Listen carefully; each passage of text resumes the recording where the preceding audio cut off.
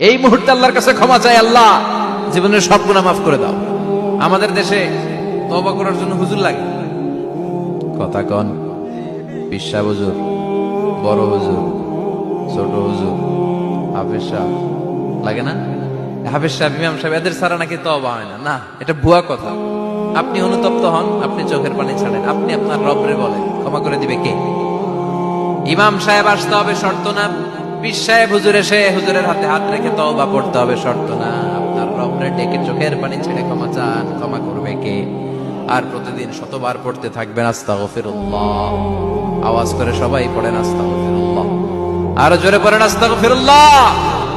বিশ্বনবী বলেন, মান লাজিমাল ইস্তিগফার জাআলাল্লাহু লাহু মিন কুল্লি দিকিন মাখরাজা। সব সময় ইস্তিগফারের সাথে যে লেগে থাকবে, রব্বুল আলামিন তারে পাঁচটা জিনিস দিবে। কয়টা? কথা কন, আরো জোরে সবাই বলেন কয়টা?